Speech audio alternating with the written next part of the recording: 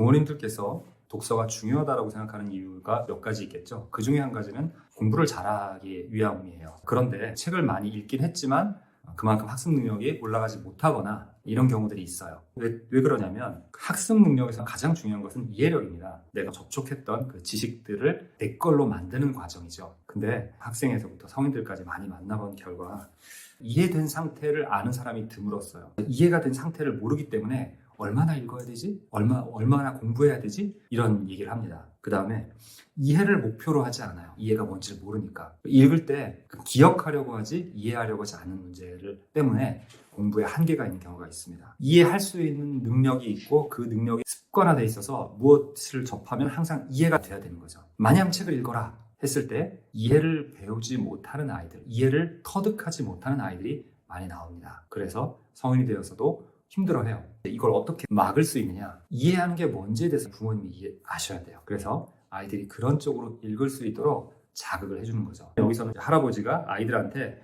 모를 씹는 법을 설명해 주십니다. 모 4개를 이렇게 잡고 손바닥을 편 채로 눈바닥에 꽂으면 돼. 이게 상상이 안 될 수가 있습니다. 이렇게가 어떤 게 안 나와 있잖아요. 어떤 아이들은 이 그림과 이 글을 연결해서 생각하지 않는 경우가 있어요. 뭐라고 써 있는지 또는 이 그림에서 나타내고 있는 게 어떤 상황인지를 확실하게 이해하겠다라는 목표가 있는 사람입니다. 그렇게 된 아이들은 그 상황을 이해하기 위해서 그림에 대한 것들을 자세하게 보고 글에서도 자세하게 보면서 두 개를 머릿속에서 통합시킬 수 있는 거죠. 글에 나와 있는 것 외에도 그 상황을 명확하게 알 때까지 생각하거나 명확하게 이해할 수 있도록 얘기해주는 부모의 모습을 봐야 돼요.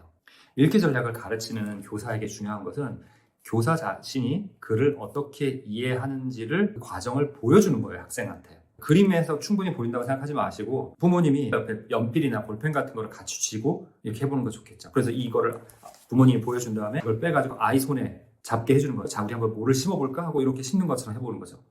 굉장히 즐겁게 하려면요, 갑자기 벌떡 일어나서 애를 화장실로 데리고 가서 세면대에다가 해보는 거예요. 재밌잖아요. 논이라는 거는 바닥에는 흙이지만 위에 물이 있어. 거기다가 이렇게 심어. 그 경험을 시켜주는 거죠. 정말 재밌어 할 거예요. 이 아이는 이야기책을 읽었을 때 그 상황을 실제 경험하는 것처럼 머릿속에서 가상현실을 만들어냅니다. 대단한 이게 의미 구성 경험이에요. 그게 이해고 그런 상상과 경험을 하기까지 글과 그림에서 데이터를 뽑아와서 만드는 거예요. 그래서 그런 아이의 글읽기의 목표는 정말 이해가 되는 거죠. 글에 나와 있는 것, 그림에 그려져 있는 것이 전부가 아니라 내가 알 수 있는 것들이 더 많다라는 걸 항상 마음속에 갖고 있는 아이는 혹시 뭐가 더 있지 않을까? 이런 식으로 찾게 됩니다. 이게 이해력이에요.